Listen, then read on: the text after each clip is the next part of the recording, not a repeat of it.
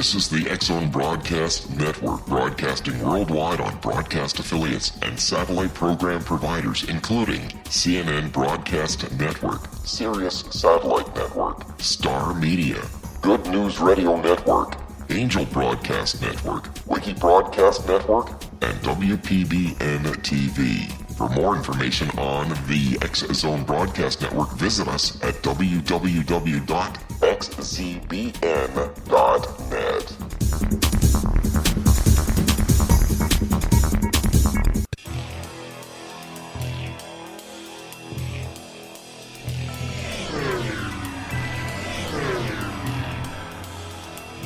This is A Different Perspective with Kevin Randle. A retired U.S. Lieutenant Colonel, Kevin Randle has been studying UFOs for nearly 50 years. Kevin has investigated some of the most famous UFO cases in the world and has been consulted for dozens of documentaries about UFOs. Considered one of the leading experts into the Roswell UFO crash of 1947, Kevin has written more than 25 books about UFOs, including the recently published Roswell in the 21st Century. Now, here is the host of A Different Perspective, Kevin Randle.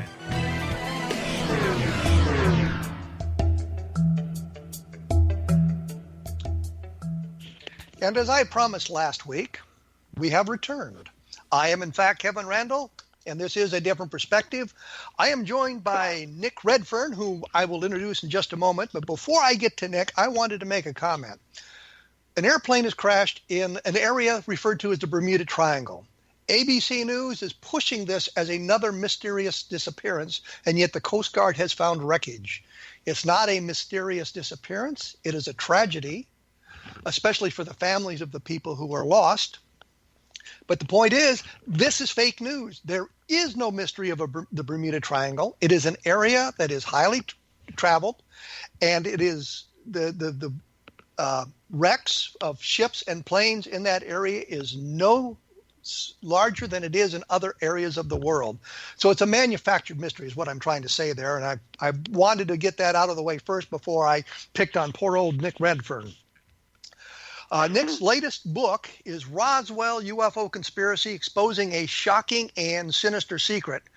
This is, I believe, an update of his book, Body Snatchers in the Desert, which suggested the U.S. government had an experiment using captured Japanese soldiers that went horribly wrong back in 1947. Nick has written a number of books about UFOs and UFO-related phenomenon.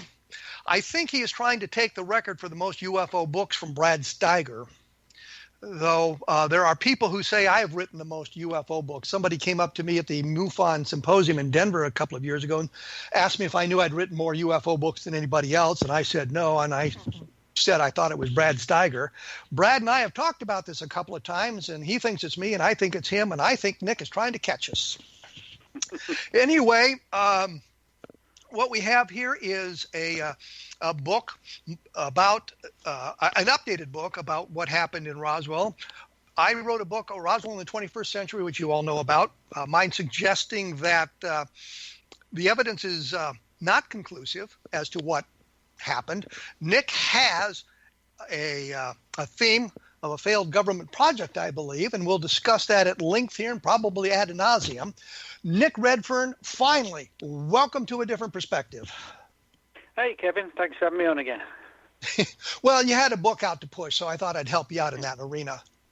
Oh, well, thanks. I mean, it's not sort of like an update on the previous book. It's actually sort of like a brand new book. So it's a sequel, basically, to all the new material that's come out, or reached me, I should say, since Body Snatchers in the Desert came out back in 2005, 12 years ago. So this is sort of a new book, but, providing the new material and so on. But in terms of the number of UFO books, I'm sure I actually won't catch up either you or Brad. I mean, Brad's close to 200 books now, which is, that's like an incredible number of books. But Brad has, but they're not all about UFOs. And Well, we've that's narrowed true. Well, no. we've narrowed it to UFO books because I've got like 125, 130 books. I've lost count myself, and that includes science fiction, action, adventure. I did a murder mystery and a book on lost gold and buried treasure. So, like most cool. professional writers, I'm all over the place. Yeah. Do you focus mainly on UFOs and that sort of Not phenomenon? really. I've done, actually, funnily enough, I did a count the other day of how many books I've done, and it's 41. And of those 41, about 16 or 17 are on UFOs. And then the majority of the rest of them are my other big interest, which is cryptozoology. And then there are a few books on conspiracy theories and things like that. So, yeah, I think... 200 for Brad. That's hard to beat. That's sort of big challenge. Well, he's getting up there in years. I read the first book not the first book he wrote. The first book of his I read was while I was still in high school. So I might have a shot at catching him, although my production has slowed down quite a bit. But I'm still ahead of you in the UFO books, and I've done a bunch of science fiction as well, which comes back to haunt me periodically when people like Stan Friedman say, well, you can't trust what Kevin Randle said. He writes science fiction too, which is absolutely preposterous thing to say, because I can point to a number of UFO researchers who write science fiction, and not only that, I can point to a number of scientists who write science fiction. Yeah. So it's a genre that kind of transcends all of that sort of thing. And I've managed to carry this conversation on long enough that we've just about run out of time. We will be back in just a few moments with Nick Redfern. We're going to learn more about his book and less about my writing career when we get back in just a few minutes, so hang around.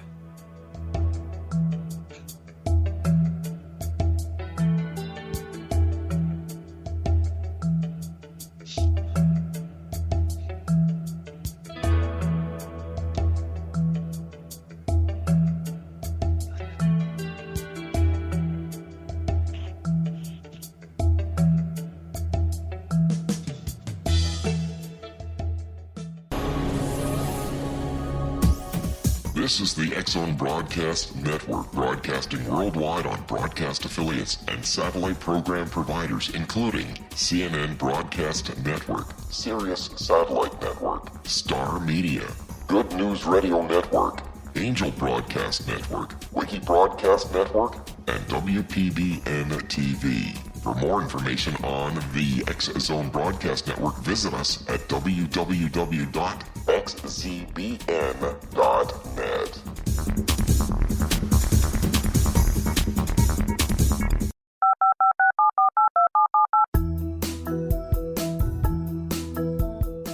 Did you know that when you're on the road with limited data or Wi-Fi, you can still listen to the X-Zone Radio Show with Rob McConnell, The Science of Magic with Gwilda Wiyaka, X-1, Dimension X, Space Patrol, and every minute of the X-Zone Broadcast Network by calling 213-401-0080, courtesy of Audio Now.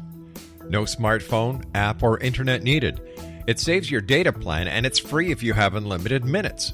Call 213-401-0080 to listen on any phone, anytime, anywhere. Remember 213-401-0080 for the best of the paranormal, parapsychology, and sci-fi radio programming anywhere, 24/7, 365.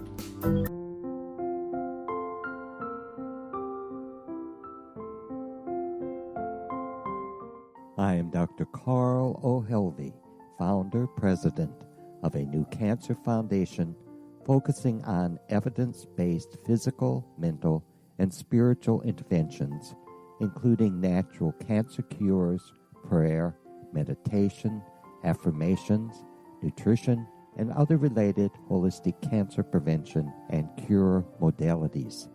These are used in cancer education, research, and financing care. I ask for your help to continue this important work by donating at www.holisticcancerfoundation.com.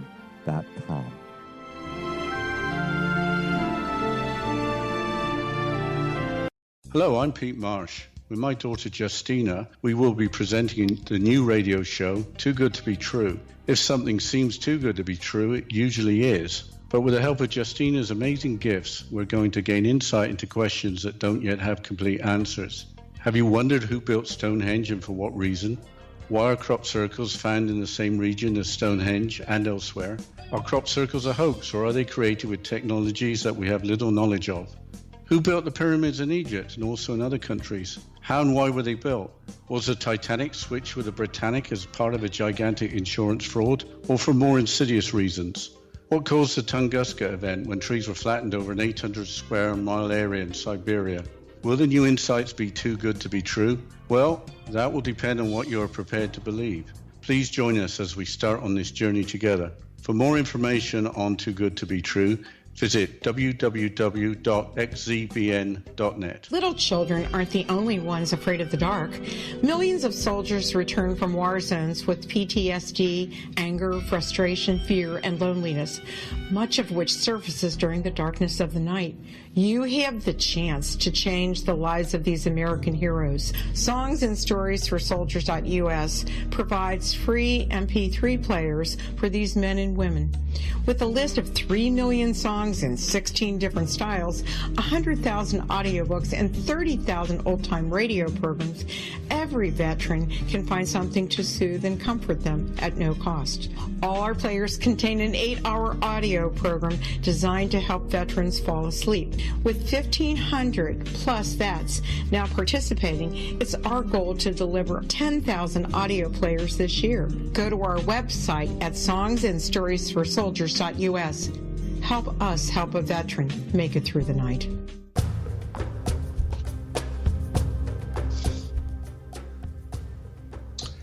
As promised, I am back. I am joined by Nick Redfern, and I've decided to let him do more talking in this segment than I do. If you want to know more about the Bermuda Triangle thing that I was talking about earlier, take a look at www.kevinrandle.blogspot.com, and in the next hour or so, I'll have something up about the latest tragedy in the Bermuda Triangle. Moving on to Nick Redfern, who's written 41 books, which is an impressive number of books to have written. His latest is called Roswell UFO Conspiracy, Exposing the Shocking and Sinister Secret. So, Nick, what's the shocking and sinister secret?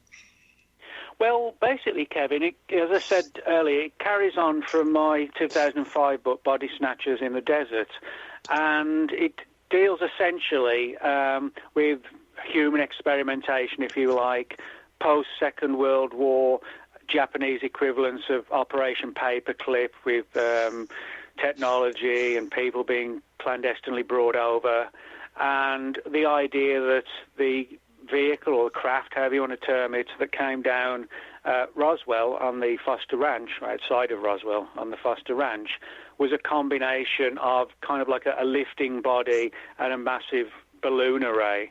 And reportedly there may well have been sort of 5 or 6 experiments in New Mexico over the course of sort of late 45 through to the summer of 47, which kind of in some cases may have blended into the Roswell legend, some aspects of these other events.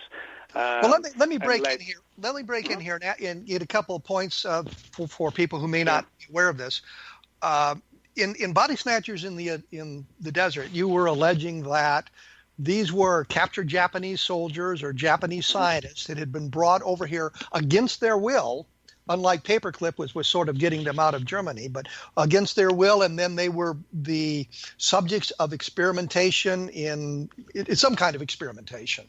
I mean, it was partly that, but it was also, there were some sort of more controversial stories as well, that some of the people in the experiments were American people, but taken from hospitals and asylums and places like that, and again, like used in like a guinea pig type fashion.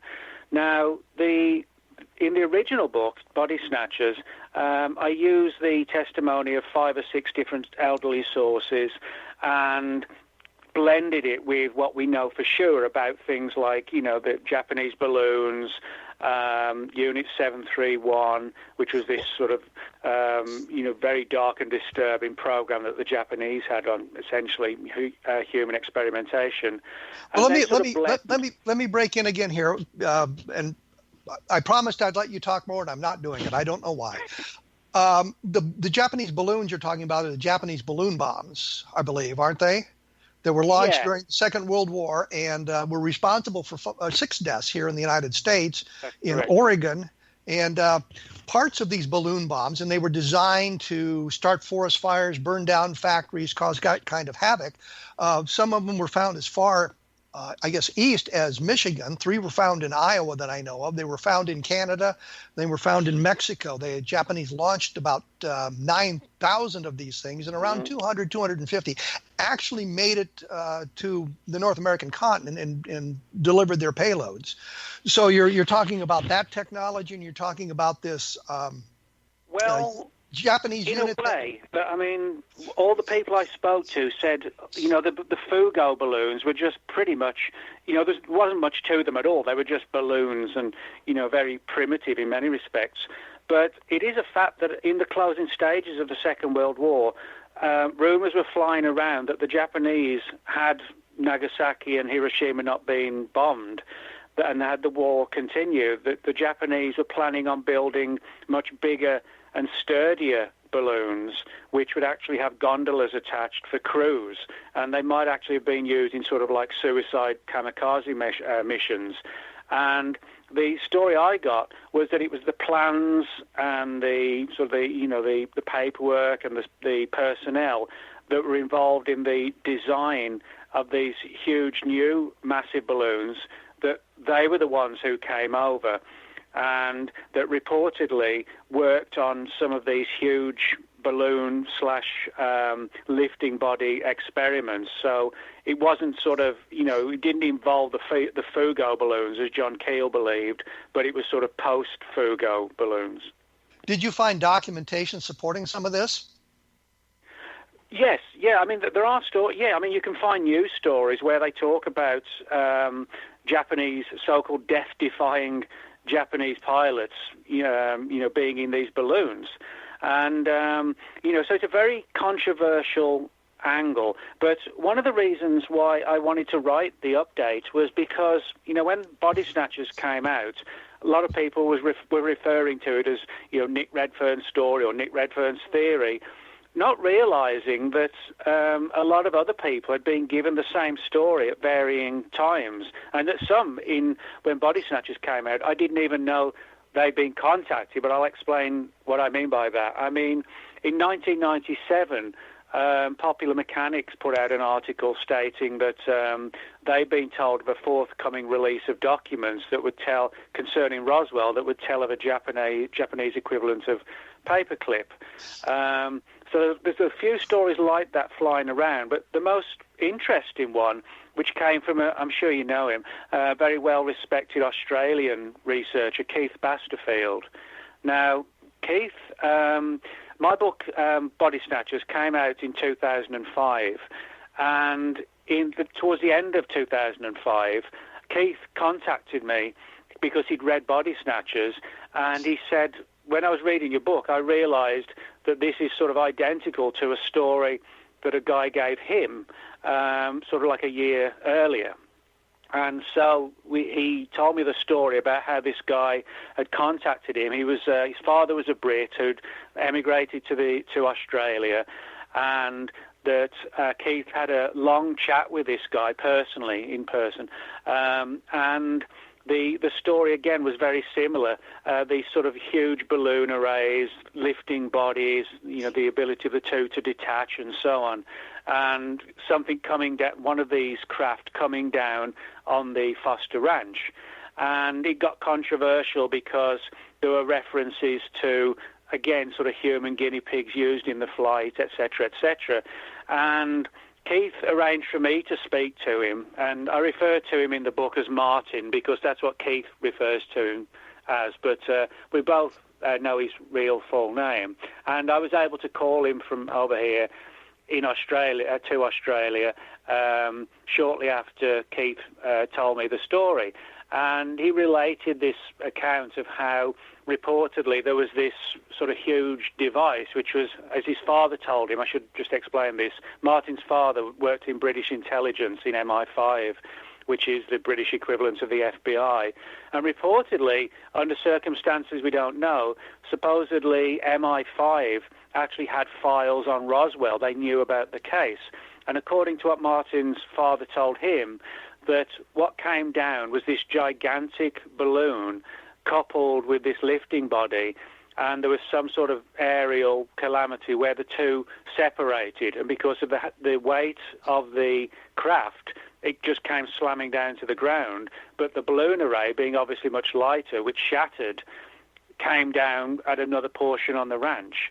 And according to Martin, the concern was that somebody would get there before they did, and sure enough, Matt Brazel did, and found what, according to Martin, really was balloon wreckage, but not from a weather balloon, and not from a mogul balloon, and not from a Fugo balloon, but from one of these huge balloons. And he said that the primary reason for keeping this under wraps wasn't so much that the technology had to be hidden or anything like that, because we're just talking about balloons and gliders. It was because there was this sort of human experimentation angle to it. Now, of course, that doesn't prove... there are a couple of questions. I mean, you're talking about Martin, who we don't know who that is. Yeah. And he's talking about what his father said to him. So Yeah. we're really kind of far away from the original source on this. You didn't see any documents, I take it.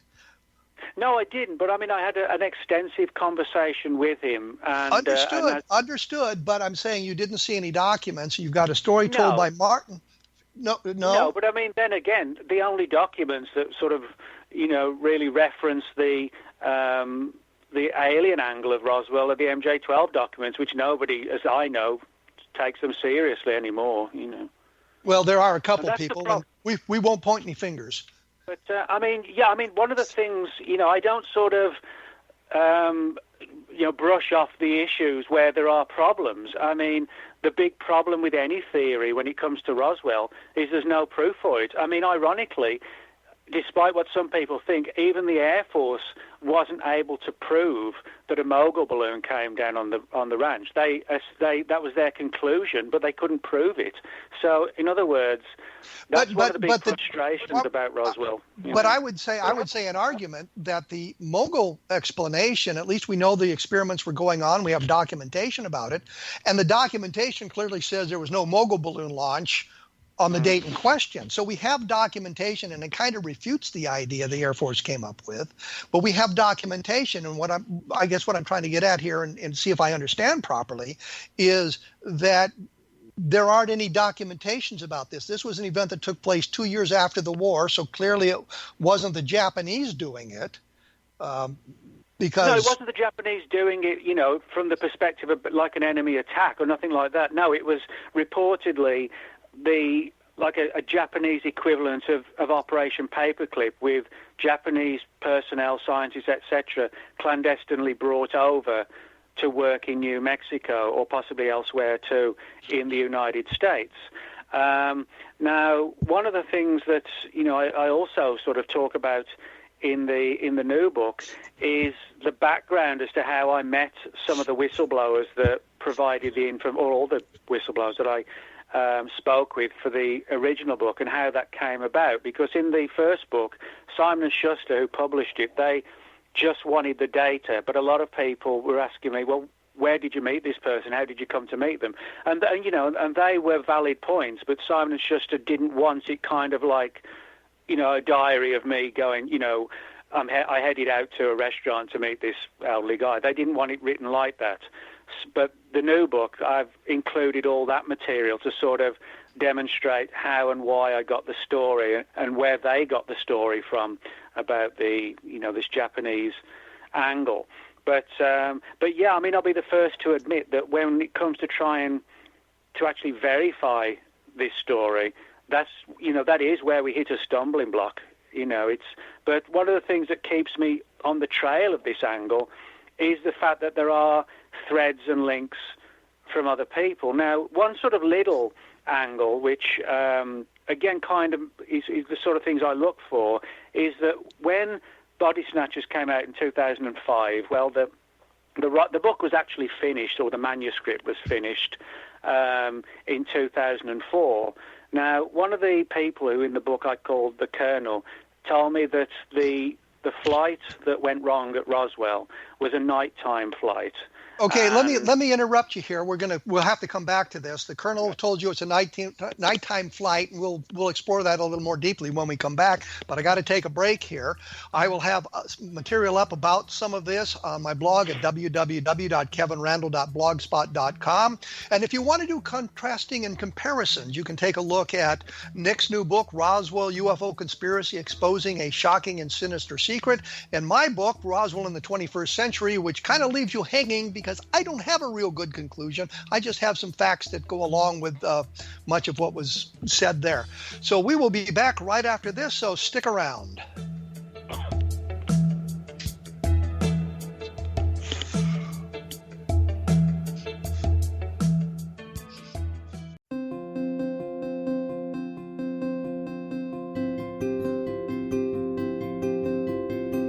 Dreams are our personal gateways into infinite wisdom. Don't miss shamanic counselor and indigenously trained dream decoder Sandra Corcoran's inspiring book, Shamanic Awakening Between the Dark and the Daylight.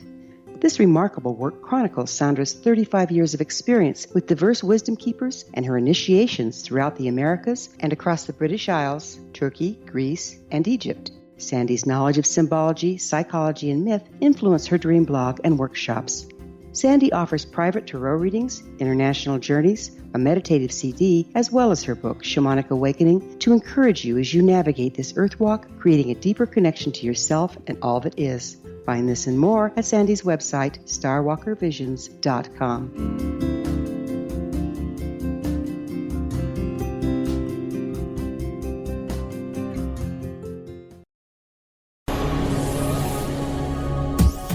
This is the X-Zone Broadcast Network, broadcasting worldwide on broadcast affiliates and satellite program providers, including CNN Broadcast Network, Sirius Satellite Network, Star Media, Good News Radio Network, Angel Broadcast Network, Wiki Broadcast Network, and WPBN TV. For more information on the X-Zone Broadcast Network, visit us at www.xzbn.net.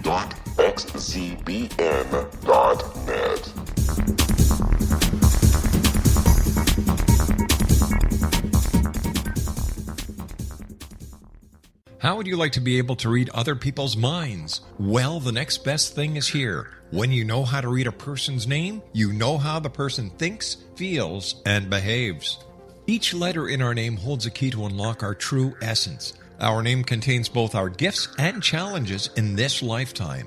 Mnemology science discovers personality secrets hidden in the placement of the letters of our names, including the first and last impression people remember about us.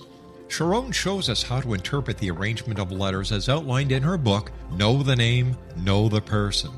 Sharon Lynn Wyeth created mnemology science after 18 years of research and testing her theories, and has supported thousands of people around the world in understanding themselves and others better. You'll enjoy Sharon's unique teachings as she shares her system to learn the gifts behind your given birth name. Even if you don't like your birth name, there are jewels in this book. If you're thinking of changing your name, ready to name your child, or wanting to get along better with others, this is the book for you. If you'd like to improve your relationships and change your life for the better, get the book today, Know the Name, Know the Person, or visit www.knowthename.com. That's www.knowthename.com.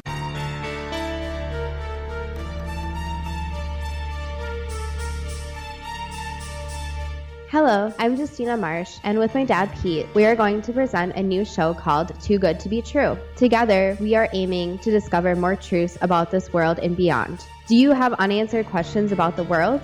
Do you ever wonder about aliens, conspiracy theories, or the universe? There are many shows discussing subjects such as pyramids or UFOs, but we want to relay this information based on our own research, including from spiritual means. Hopefully, listeners will be helped with their own beliefs and will appreciate the psychic insights that add to the previous research and information. We both look forward to sharing this insight and beginning this journey with our listeners. Visit xzbn.net for more information about when to listen.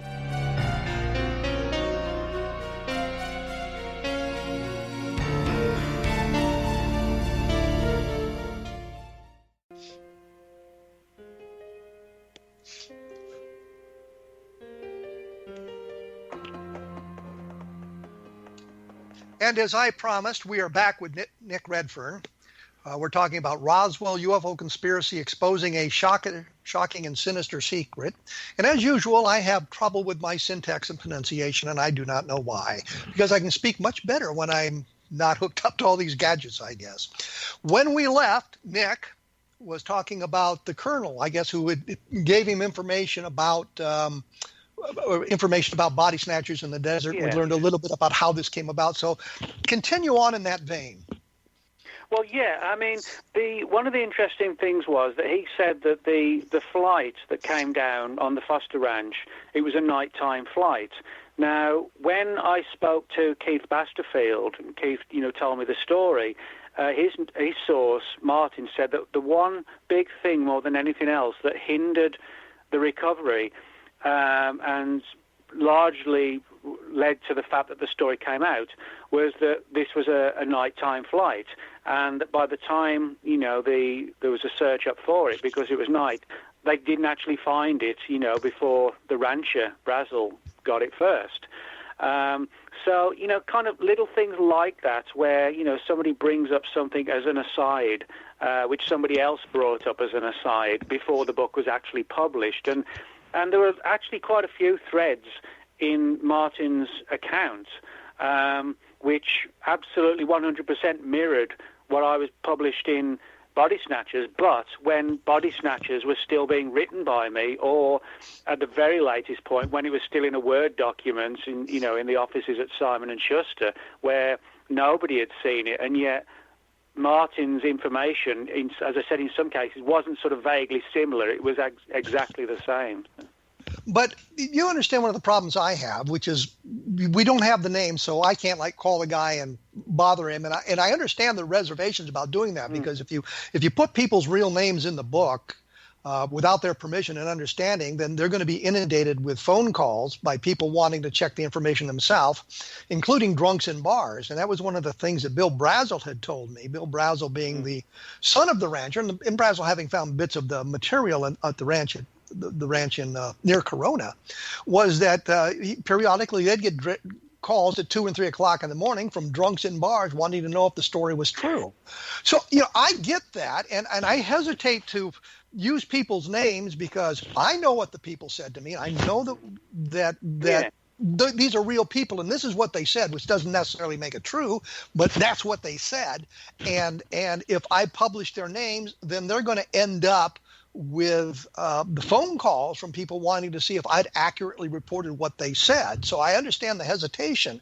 But the question is, when we get to Body Snatchers in the Desert, in the new book, Roswell UFO Conspiracy, which I try to mention as much as I can here, do you name names? Do you give us the names of real people whose at least their past we can check out with Google? Yeah, I mean, this is something else I actually talk about in the book, where some of the criticisms of when Body Snatchers came out. For example, in Body Snatchers, despite what some people said, there are only 2 people in the book whose names are placed in, as an alias. They're the colonel, and the other one is a woman who I listed as the Black Widow.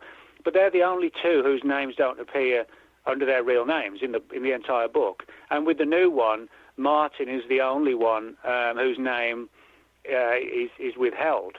But what a lot of people don't know, but you will know being an author, is that particularly like with Simon & Schuster, whenever you do an interview, they insisted on having a release form from the interviewees.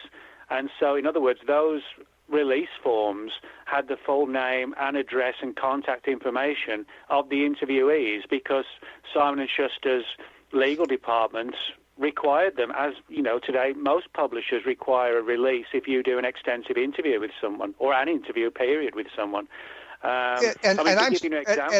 I'm just finding that problem now with my book on the Socorro UFO landing. I've just sent out the release forms and everything for permission to use information that they may have published elsewhere, or interviews with people about what they've said and done, and do they object to having their name published in the book. So I get that. So sometimes there's nothing you can do about that. But I mean, as I said, the important thing is that when people said I was using anonymous sources, they weren't technically anonymous, they were unnamed. Now, some people say, well, that's splitting hairs, but it's actually not. Anonymous means we don't know who they are. Unnamed was the fact that they were willing to, the two people in Body Snatchers who I didn't name, they were willing to say what they wanted to say, and they did have to provide release forms to the publisher's legal department. But the agreement was that I would just come up with an alias for them. But Simon & Schuster had that information, on file. So in that sense, I know that doesn't help the reader, and it keeps the reader kind of frustrated.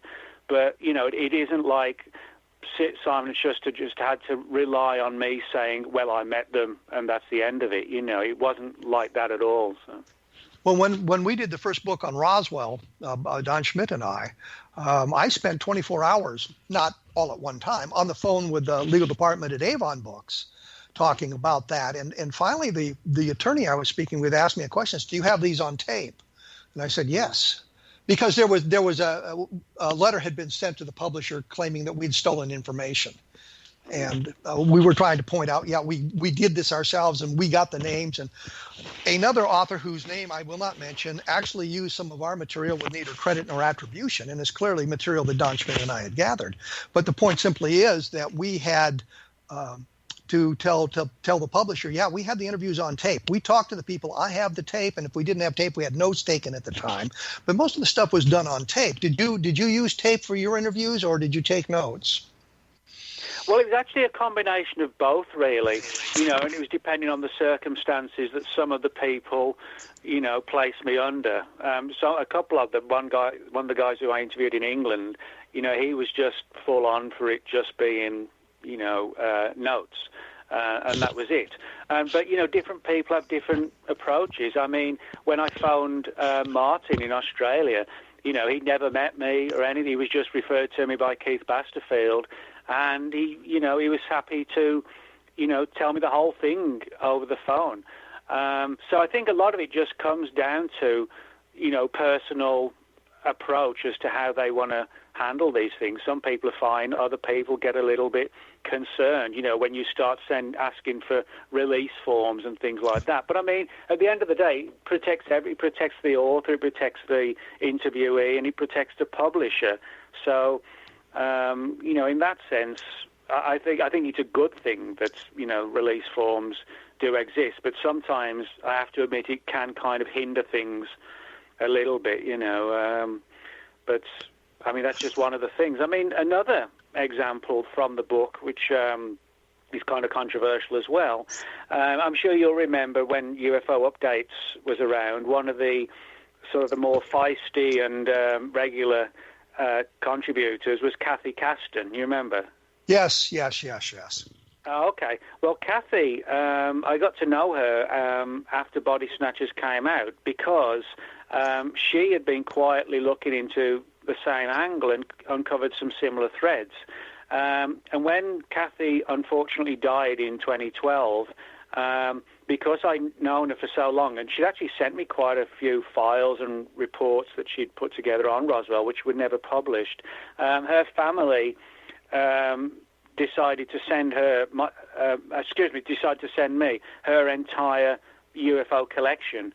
And I mean, it was literally thousands and thousands of pages of documentation and letters and correspondence and investigative work, etc. Just arrived on the doorstep in, huge boxes, thousands of pages. And what amazed me was that although I knew she'd been digging into Roswell, she had like her internal memos she'd written, things like that for herself, going back to 92, about how she had been speaking to people who claimed that one of the supposed crew members that came down on the Foster Ranch was taken, who survived the accident but critically injured, was taken to Fort Stanton, which is very near to the Foster Ranch, while the dead crew were whisked back to Roswell, or off to Roswell, I should say. Where did the flight originate? And I know I'm breaking your train of thought here, but where did the flight this flight originate? Well, that's a big question. Now, as far as the people I spoke to, the one that the one that came down on the Foster Ranch supposedly was from White Sands. Well, then, and the reason I asked that question and broke in to ask the question, because it would seem to me that they would have returned the bodies to White Sands or the Holloman Air Force Base area, as opposed to going to Roswell, because the distance from the Foster Ranch, the Corona Ranch, where it came down, it's probably a little bit closer to Alamogordo than it is to Roswell. So, and if that was where it originated, it seemed to me that's where things would have gone. Well, yeah, I mean, I don't know what the reason for that would be, but I mean, from my perspective, you know, what particularly interested me was the fact that back in 91 and 92, that although she never published this, Kathy had uncovered this material on the alleged crash, which in her files also said was like a balloon and vehicle combination, and that, you know, as I said, one of the people was taken to Fort Stanton and the rest were taken to another location. And it was kind of interesting because, you know, there is this thread that you've seen both sides of the coin, you know, the pro-ET angle and the human experimentation angle. They all talk about two crash sites and a body found, or excuse me, one found alive, you know, and that was identical to what the colonel told me, and also what was in Kathy's file. So somewhere, you know, I think there's a truth to the body's angle and a survivor and two crash sites on the ranch. You know, those strands seem to go through the whole story, regardless of which side of the fence you're on. Do we know who was conducting the experiments? If it was White Sands, that would suggest it's an Army experiment. Well, yeah, I mean, this is where, you know, there were certain things that were hazy because the people that, you know, I pointed this out in Body Snatchers, and a lot of people overlooked this or just didn't realize, but the people I interviewed were not at Roswell. None of them, ever. I point that out quite graphically in the book, but people just seem to have overlooked it. But they actually one of the guys read files in the 60s and two read files in the 50s. Now, they all claim that their reason for knowing what they claimed was the truth of Roswell was because all three of them worked on sort of like counterintelligence and psychological warfare operations, and two of them were brought in to work on sort of UFO disinformation programs, and in the process got to read how and why the Roswell affair was essentially not, you know, what ufology assumes it is. So, in other words, it was more along the lines of they told me certain amounts of information, put it that way. But I mean, there's absolutely no doubt that a lot of material was held back, and certainly that did relate to, you know, the point of your question about, you know, who was running it from White Sands. That I don't know. And let me break in here. I hate to break in here, but I'm running out of time on this segment. When we come back, I'd like to talk about the Japanese paperclip aspect of this and why the Air Force didn't find this when they were searching for information about the Roswell case and that sort of thing. Next book is Roswell UFO Conspiracy, Exposing a Shocking and Sinister Secret, and you'll be able to find a little bit more about this at www.kevinrandle.blogspot.com. We will be back in just a moment, so stick around.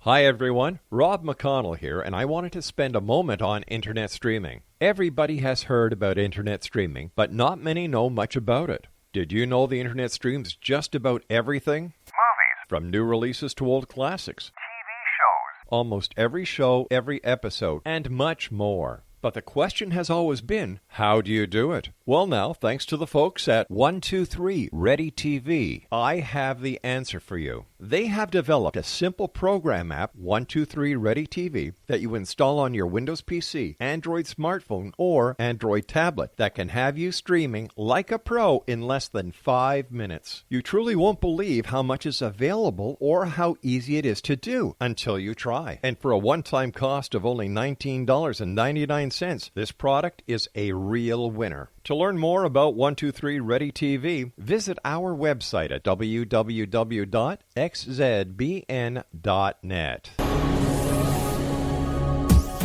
This is the X-Zone Broadcast Network, broadcasting worldwide on broadcast affiliates and satellite program providers, including CNN Broadcast Network, Sirius Satellite Network, Star Media, Good News Radio Network, Angel Broadcast Network, Wiki Broadcast Network, and WPBN TV. For more information on the X-Zone Broadcast Network, visit us at www.xzbn.net.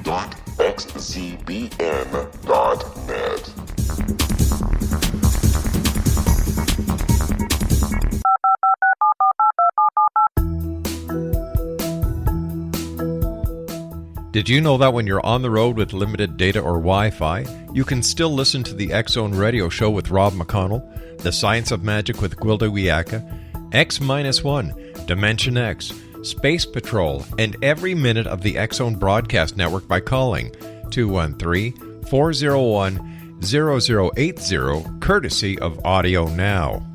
No smartphone, app, or internet needed. It saves your data plan, and it's free if you have unlimited minutes. Call 213-401-0080 to listen on any phone, anytime, anywhere. Remember 213-401-0080 for the best of the paranormal, parapsychology, and sci-fi radio programming anywhere, 24/7, 365.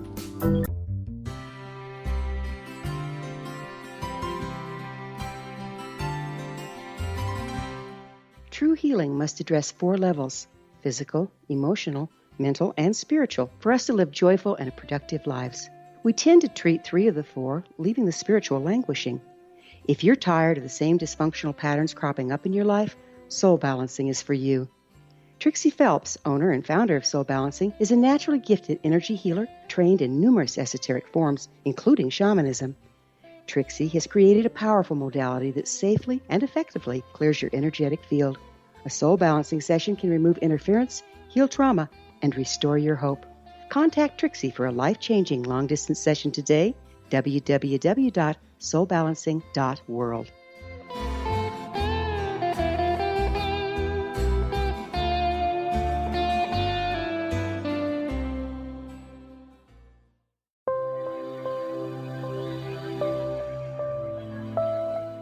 There's a legend shared by many indigenous cultures of a time when the nations were cast to the 4 corners of the world. Each nation was given a body of sacred knowledge that held a different portion of the truth to preserve. True reality could not be known until all the nations reunited, combining the information.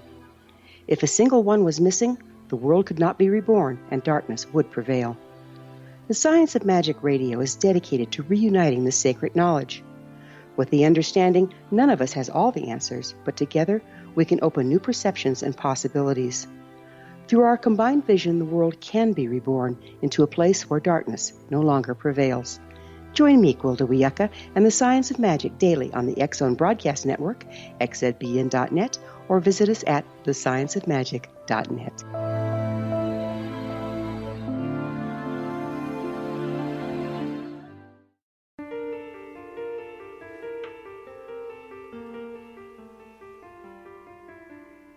And believe it or not, we're just running out of time here, and I can't believe it. These hours seem to go so quickly. I think it's the wonderful guests I managed to find to talk to us about this. When we went away, Nick had been talking about the Japanese paperclip, and we all know about the other paperclip, the one that brought German scientists to the United States to develop rocketry. Do we have documentation about the Japanese paperclip? Is there a history book I can look at or a place I can go to find out more about this? Oh yeah, I mean, a massive amount of the Unit 731 files, are now available at the National Archives. I mean, you can go there and see them. I mean, I'll give you an example of how this came to be. It all relates to what's called the Nazi War Criminal Records Interagency Working Group, or as it's abbreviated, the IWG. And they did a lot of work in the early 2000s to try and dig out as much material that was in the hands of like military archives in the US, and to see what it related to in terms of like Unit 731. And funnily enough, the IWG actually had a big meeting on June the 21st, 2005. All about the search for the Unit 731 files. And coincidentally, June the 21st, 2005 was the same day that the body snatchers in the desert came out. And in a kind of a strange situation, I actually had a phone call from a representative of the IWG asking about all the research that I'd done into Unit 731 in the book. But regardless of that, the IWG, if you go look up Unit 731 at the National Archive, you can see they're all in PDF, all the files that were brought over. Now, what's particularly interesting is that one of the people who was at the forefront of getting the Unit 731 files from Japan over to the United States was a high-ranking officer, Charles Willoughby. It turns out Charles Willoughby was very good friends with Philip Corso, who wrote the book The Day After Roswell. So that kind of makes me wonder if possibly, if Willoughby was bringing the Unit 731 files over and knew of Roswell, and he was very good friends with Corso. Did Corso know something of Roswell? And did that have any bearing on his book?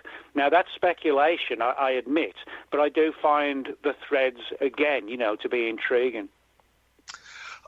Unit 731, that was the Japanese designation for their unit? Yeah, it was basically, it was supposedly like a scientific medical organization for, determining things like, how tolerant the body could be to like low pressure, high pressure, cold temperatures, high temperatures. And this was sort of perceived as being valuable, in terms of the early formative years of high altitude flights and, early years of rocketry. Now, the big difference, of course, is that the Nazis who were brought over, the German scientists, were working in the field of rocketry.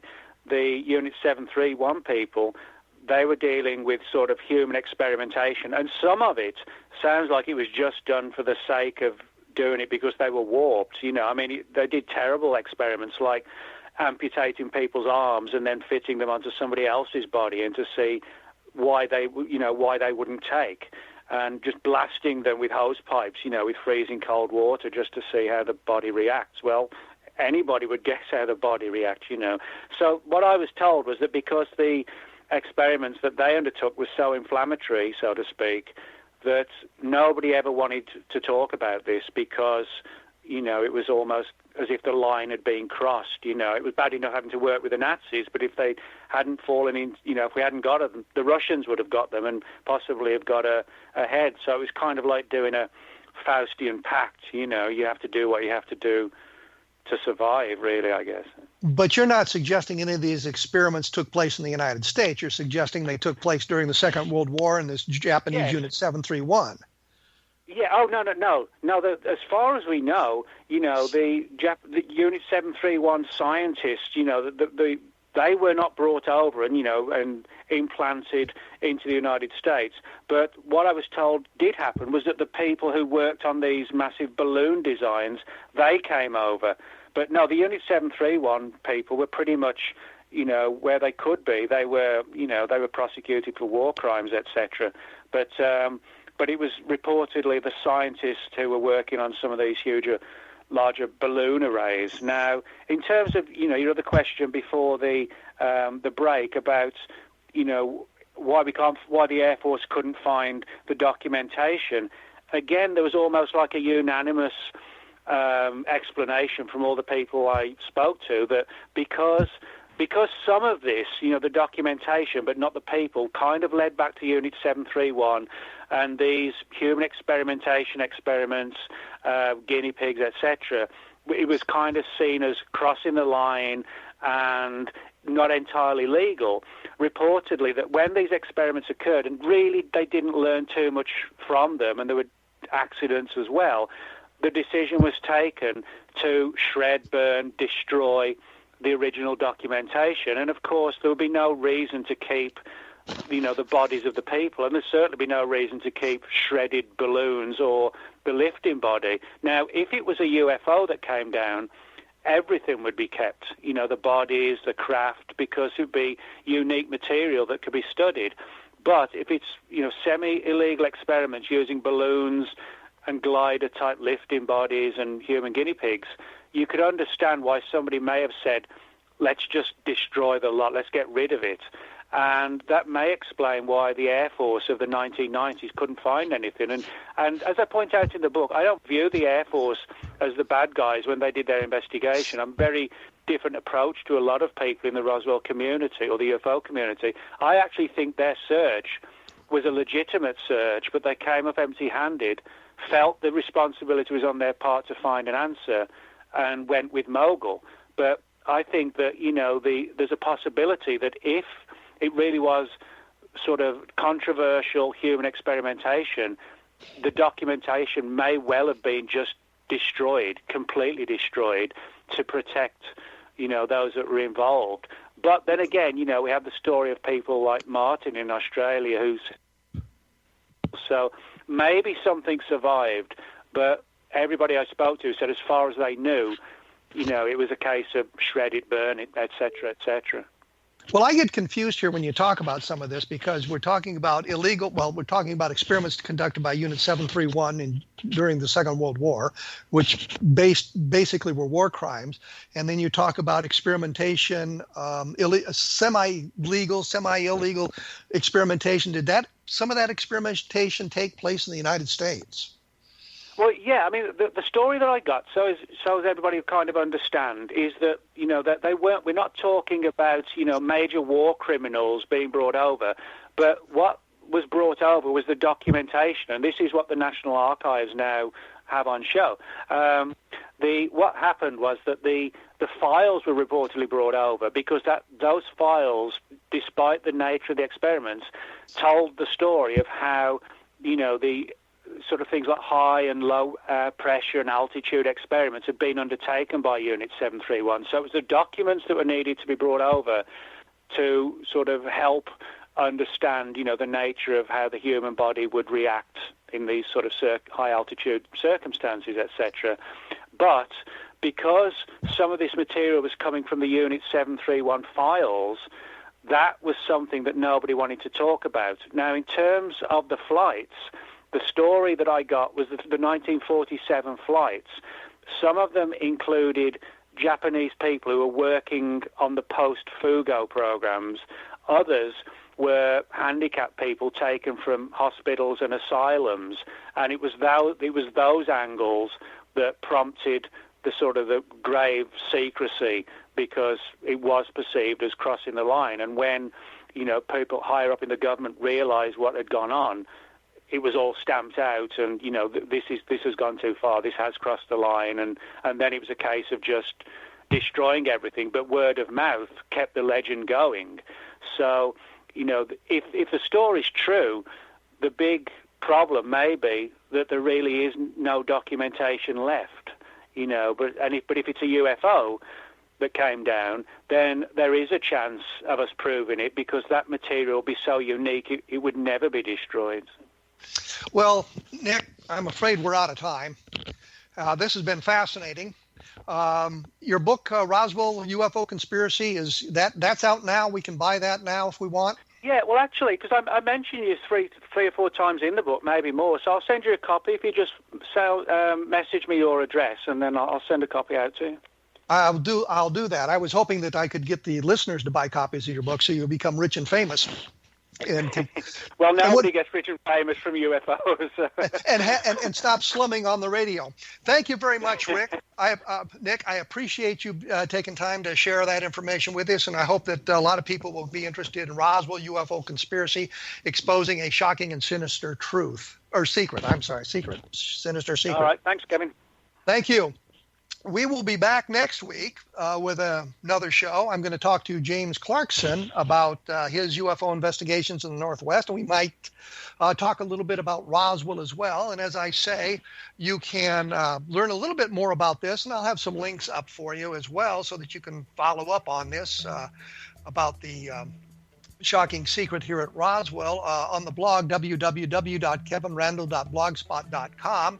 And in sort of looking at another angle of the Roswell case, take a look at Roswell in the 21st century because it gives us some idea of what happened there. And as I say, we will be back next week with Jim Clarkson talking about UFOs, his investigations, MUFON, what's going on with them, and about the Roswell UFO case. So we will return in 167 hours with another exciting episode of A Different Perspective.